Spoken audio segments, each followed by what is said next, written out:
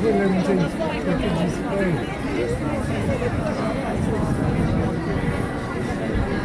girando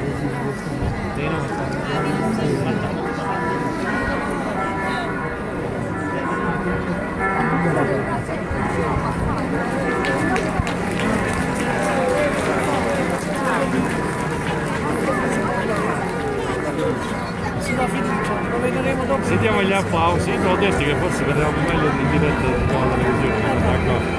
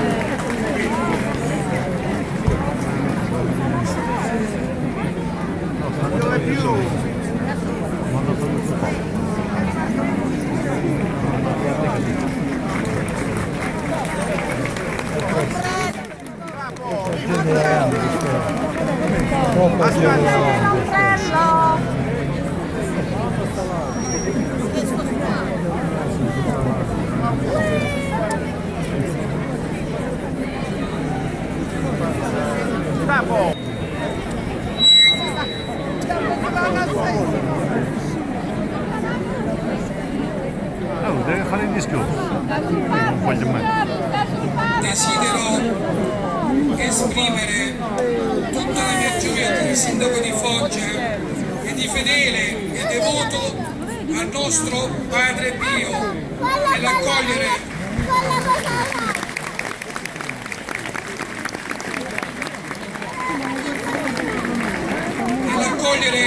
con orgoglio le spoglie del Santo di nuovo nella nostra città, anche se solo per qualche ora. Noi tutti, cittadini e fedeli di Capitanata, sentiamo Padre Pio un po' come il nostro santo.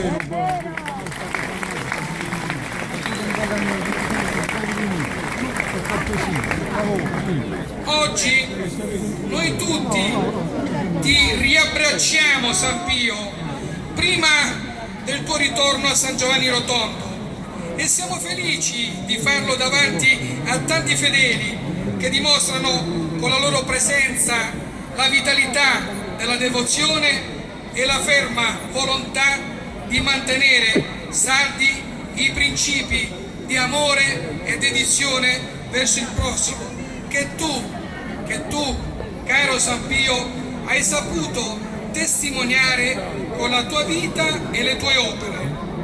Sono principi che dobbiamo applicare nella vita di tutti i giorni per essere sempre non solo dei buoni cristiani, ma soprattutto dei buoni cittadini. Bentornato San Pio, continua a proteggere la nostra amata città di Foggia.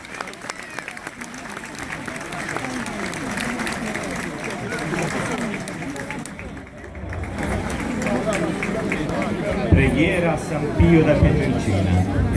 Padre Pio, tu sei vissuto nel secolo dell'orgoglio, tu sei stato umile, tu sei passato tra noi, in queste zone, in questa terra, in questa chiesa. Oggi tu sei passato tra noi nell'epoca delle ricchezze sognate, giocate e adorate, e sei rimasto povero. Padre Pio, accanto a te nessuno sentiva la voce e tu parlavi con Dio. Vicino a te nessuno vedeva la luce e tu vedevi Dio. Padre Pio, sì, lo so, mentre però... noi correvamo affannati, tu restavi in ginocchio e vedevi l'amor di Dio inchiodato ad una croce, ferito nelle mani, nei piedi e nel cuore, per sempre. Padre Pio, aiutaci a piangere davanti a Gesù crocifisso, aiutaci a credere davanti all'amore, aiutaci a sentire la messa come pianto di Dio, aiutaci a cercare il perdono come abbraccio di pace, aiutaci ad essere cristiani con le ferite che versano sangue di carità fedele e silenziosa, con le ferite di Dio. Amen.